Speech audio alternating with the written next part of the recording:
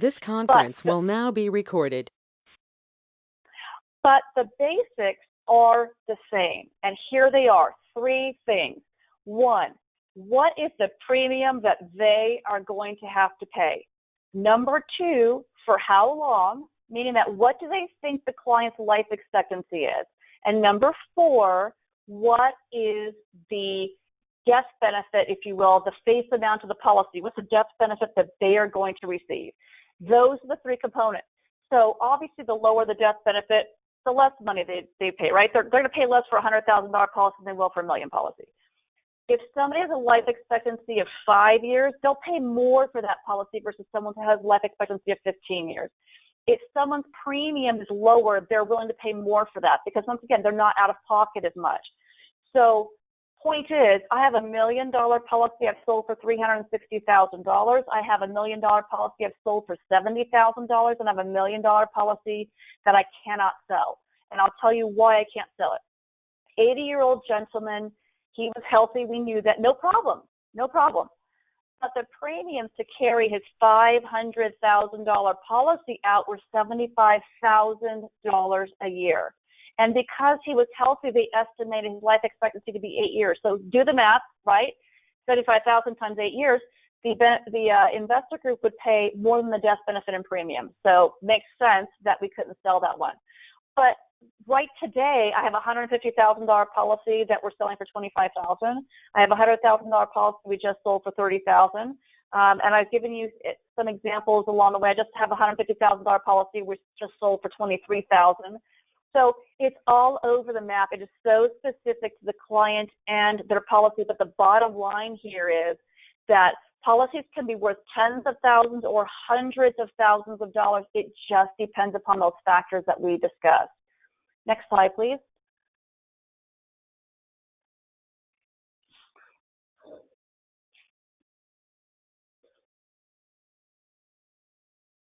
So are there any negatives? I think this is really important to talk about. Taxes. There's good news in that when the Tax Cut and Jobs Act of 2017 came into play, it was very helpful for life insurance settlements for two reasons.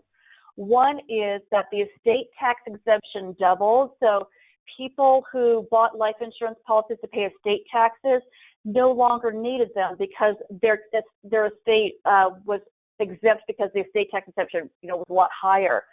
The second point is the taxation. Now, I'm going to qualify this by saying I am not a CPA, nor am I a tax professional. So we always suggest our clients talk to their tax professionals and their financial professionals. So I'm going to lay that out there right now. There's the caveat. But when the Tax Cut and Jobs Act came through, what happened is the premiums that are paid into the policy are now a basis. So if your settlement is underneath that basis, the offer that you accept, the money paid for your policy, if that's underneath the premiums that you paid into the policy over the lifetime of the policy, then it shouldn't be taxed. So for instance, I told you about the $1 million policy we sold for $70,000. He put in literally exactly $70,000 into his policy and premium, so he didn't have to worry about paying taxes on that. If your settlement is over the amount of money you put into the policy, then typically it's capital gain. But once again, please talk to your financial advisors. The ability to get additional life insurance can be challenged, meaning that life insurance companies may not issue additional life insurance. Now, I don't think this is a big deal because if you're selling a policy, you don't want it. So why would you want additional life insurance? But I just wanted to make sure to bring that up. Now, the exception to that rule is what we call final expense policies, those $10,000 or $20,000 policies, right, that people purchase for funeral expenses. That should be fine. But I'm talking about traditional life insurance.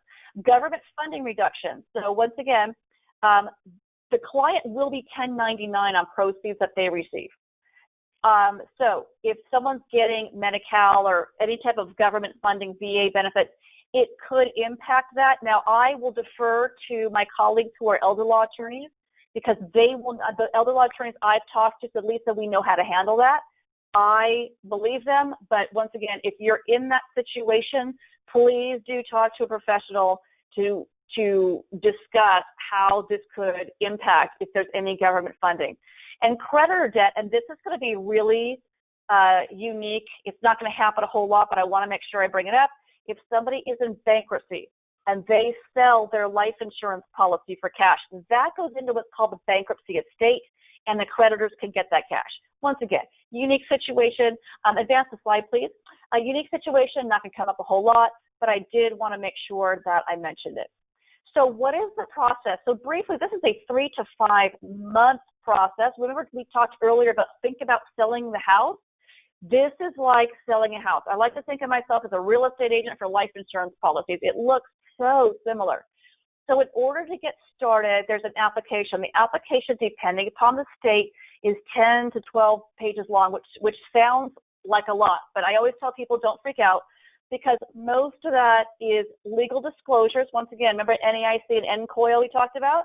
Legal disclosures of state's mandate. There is a life insurance release form which allows us to speak to the life insurance company, because we have to, once again, remember we have to figure out what the premiums look like going into the future. And we also obtain medical records, because that is how the investor groups evaluate and what I call underwrite what they think someone's life expectancy is. Now, to be very clear, there's no upfront fees. There's no application fee. No one has to go to the doctor. No one has to get blood work done. No one has to pay for medical records. That is what we do on our end. So literally there is no cost up front. Now, I will tell you, very much like a real estate agent, right? We are paid commission like a real estate agent is on your house, but only after you as the client get paid. So steps 1 through 4, if you don't have a copy of your policy, do not worry about it. Eventually, if we get offers and you like the offer, we'll need one. But up front, it's good to have, not necessary to have. So 1 through 4, I say probably 60 to 90 days. Steps 1 through 4 will take. Sometimes it's faster. It just depends upon how fast the doctor will take to get us the medical records. And then the investor groups need 30 to 45 days to do their evaluation. So there's a timing. So then the offer is made. If an offer is made and you don't like the offer, then you don't have to take the offer. There's no obligation. And if for some reason offer is not made, at least you know if you're going to surrender the policy or terminate the policy, that you're not leaving any money on the table. And if you accept an offer, then we go into escrow. Sound familiar, right?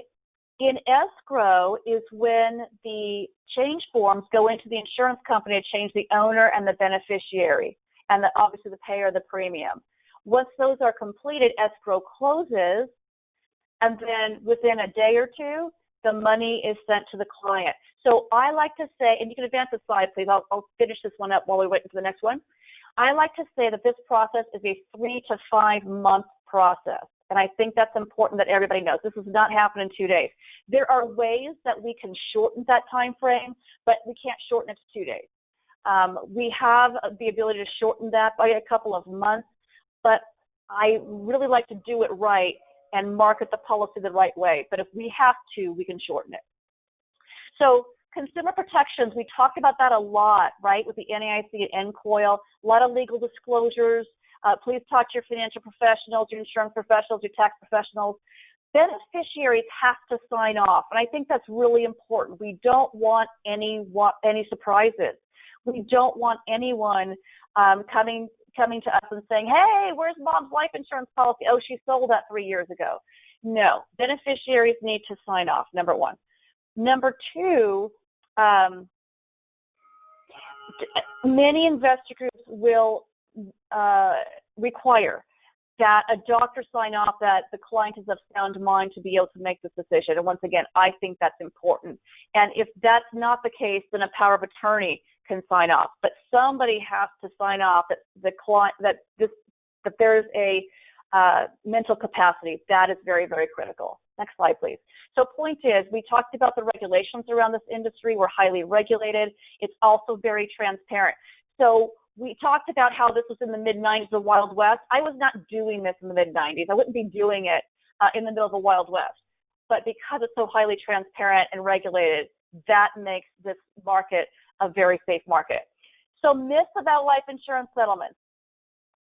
Once again, most people don't know about life insurance settlements, that we're even here, that what we do is not even here.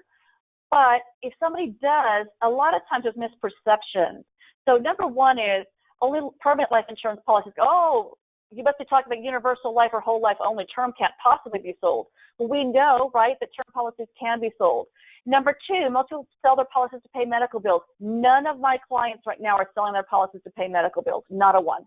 It's a good solution. It can work, but the clients that we're working with right now are just selling because they just don't want it. They don't need it, can't afford it. But certainly, as we talked about, it can be used to pay medical bills or assisted living, memory care, whatever is needed. Only large face policies can be sold. Oh, Lisa, you can only work on, millions of dollars of policies. No, we can work on policies of $100,000 or more, and sometimes even below that a little bit. When we get too far down below that, there's just not going to be enough money there for the client. It doesn't make sense. So that's why we like to say $100,000, but we can go down a little bit below that. I sold an $85,000 policy recently, and the gentleman got $10,000, and he was thrilled because he couldn't afford it anymore. Only the $6 policy is not true.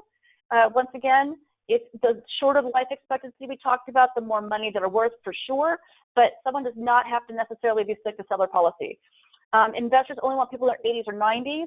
I just sold a 58-year-old client's policy and a 61-year-old client's policy. So it just depends upon that whole life expectancy situation. If you're younger, it's totally possible, but typically the younger somebody is, the more impairment. So it just depends. Clients do not have to sell their entire policy. I have a client right now who has a term policy. He wants to keep $50,000 of his $250,000 term policy, and so we're marking the $200,000.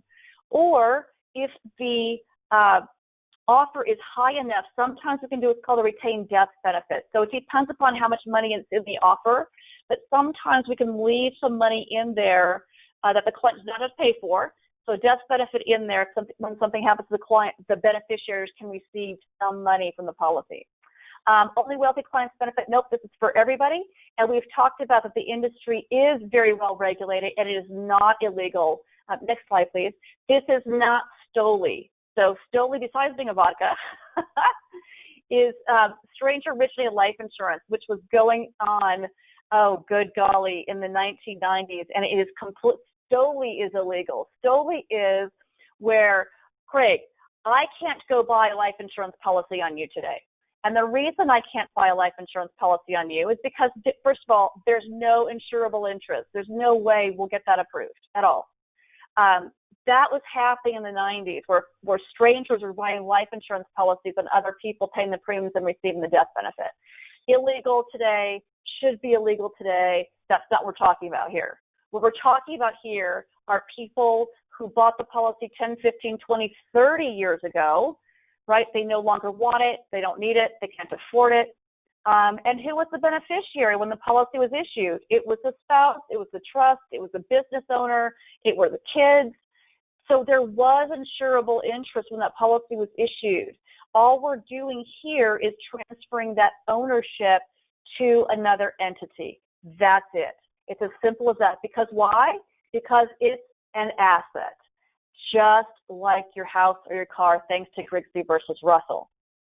So here is my contact information. Like I alluded to earlier, I want to be really careful about that, but what I alluded to earlier is we're life settlement brokers. We have access to about 30 different investor groups. So what we do, for lack of a better word, is we shop the policy to get the most amount of money for our clients that we possibly can. You heard an example of Vernon's policy in North Carolina. We started at 15, went to 128. My $70,000 policy I was telling you about, that $1 million policy, I went for $70,000. We started at 10, went to 70. I've got a 150 policy right now. We just sold for 25. We started at 6 and got it to 25. So that is what we do.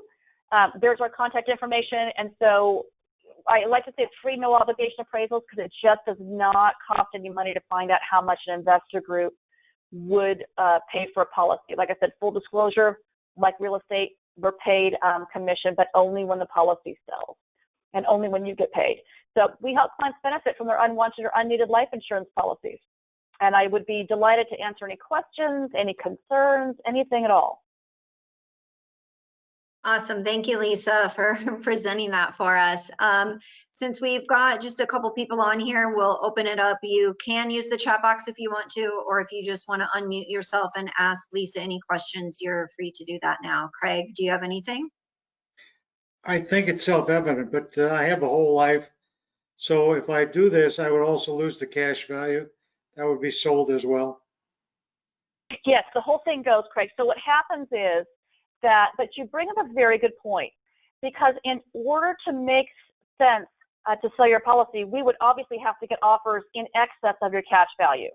So you are right. You can't get both.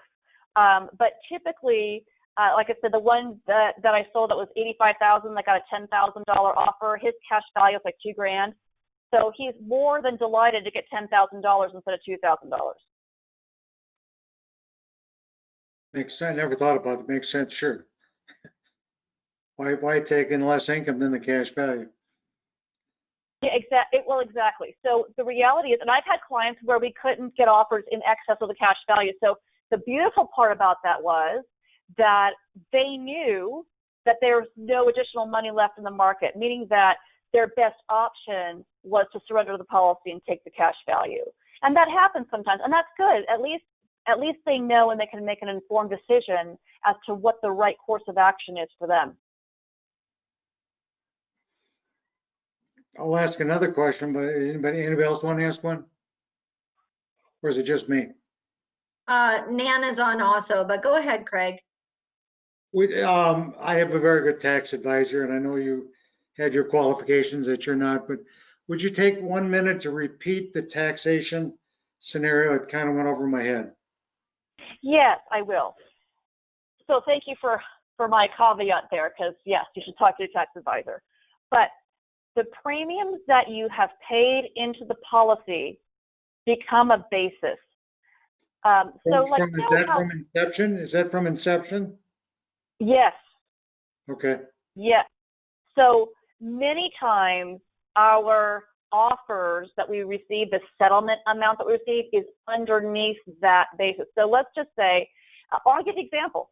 The client I was telling you about with the $1 million policy we sold for $70,000. He had the policy for, it was a term policy, so he had it for 18 years.